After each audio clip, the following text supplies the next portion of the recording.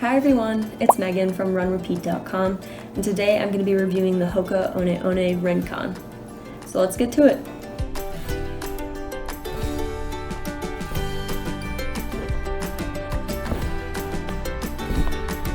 So I'm going to start off with some fast facts about the Rincon. It is a 5mm drop shoe designed for the road. It is a neutral shoe, and the Hoka website lists it as a moderate cushioning shoe. The women's version comes in at 6.3 ounces. The men's version comes in at 7.7 ounces. And all of this is $115. So my first impressions of the shoe is that I really love the asymmetrical design on the outside of the shoe. This is the black and white version. This is the charcoal gray and aqua sky version. So just kind of talking about the design and the structure of it, these shoes feature the EVA foam through the midsole. It also features the classic Hoka Meta Rocker design, which is designed to propel your feet forward as you run. These shoes also feature this high abrasion rubber zones placed in specific spots. We'll talk about that a little bit later. These shoes feature the standard Hoka flat shoelaces, so no difference there. These shoes do feature a new insole that I have not seen yet in any of the other Hoka shoes, and I'll talk more about it in a minute, but it is basically this. It's incredibly thin, so I'll talk about that a little bit later.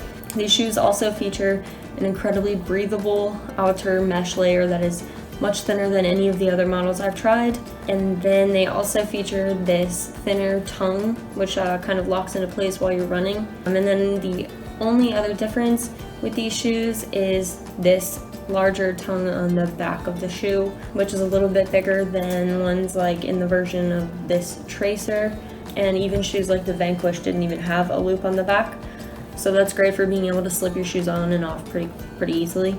So now I'll just kind of talk about the comfort of these shoes. Overall, I really loved running in these shoes. They were incredibly plush, incredibly soft feeling. My feet never hurt at all, especially on long runs. They were perfect. I would definitely consider these shoes more of a softer shoe. I would not really consider them a moderate cushioning shoe, just because I would like to see a little bit more responsiveness in the shoe for them to be listed like that. But overall, I had no issues with it. These shoes, as I said earlier, are the standard Hoka 5mm drop shoes, which I find personally great for preventing shin splints. The fit is true to size. I haven't had to size up or size down. And my favorite thing about these shoes is this outer mesh layer. I talked about that a little bit earlier, how it's thinner than any of the other Hoka shoes I've tried, which made me kind of nervous when I was first trying it, but I've seen no breakdown in any of the mesh outside here. This pair specifically has about 200 miles on it. This blue and gray one has about 350, and even with these I haven't seen any breakdown of the outer mesh, which is awesome. So these were great shoes to wear throughout the summer, running in all like these hot temperatures, sweaty, everything. Even running in the rain, I never had to worry about my feet being soaked. They dried extremely quickly and were really comfortable. And my least favorite thing is probably this bottom layer, just because of this high abrasion rubber. I didn't really feel like it was very effective, and I also felt like it was missing this high abrasion rubber in these specific quadrants. I don't know if you guys can see it on the camera, but we'll talk about that more in the durability. But overall, I really felt like these shoes were incredibly fast. They were very lightweight. It's definitely a shoe I would want for race day. Depending on any kind of race length, I would wear these for a marathon all the way down to a 5K. I feel like that's what makes them so great, is that they're incredibly versatile shoes. So I feel like it's great for everybody. So I'll talk about the durability of these shoes. I felt, again, like the durability of this outer mesh layer was great. Never had any breakdown issues. Had lots of room in the feet.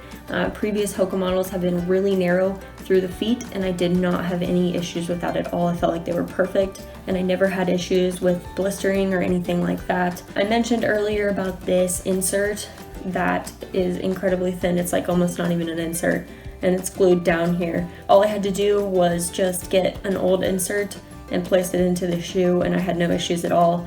But running alone in just the original insert, I did notice a little bit of some rubbing on the inside arch of my feet.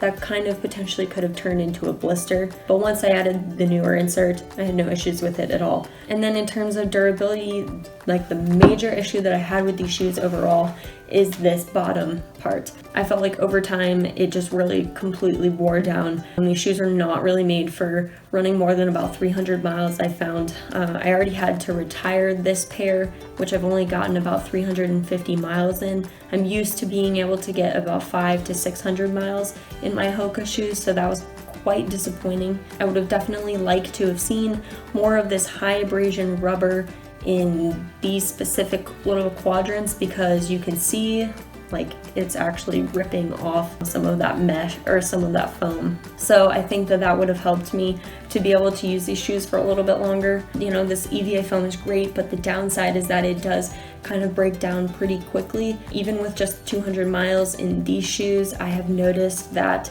it's very minute, very hard to see and hard to notice unless you're really paying attention to it. But I do get kind of a sunken in feeling, especially if I've been on my feet for quite a long time, and it almost feels like a memory foam kind of thing. So that would be like my only downside with these shoes.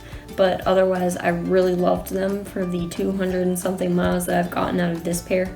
And I think that with it being such a versatile shoe, I feel like it's great for anybody. And you can use it for any speed workouts. You can use it for slower recovery runs, pretty much anything, which is what makes it so great. So that's all I've got with this review. Thanks so much for watching, and please go check out the Run Repeat website for more reviews.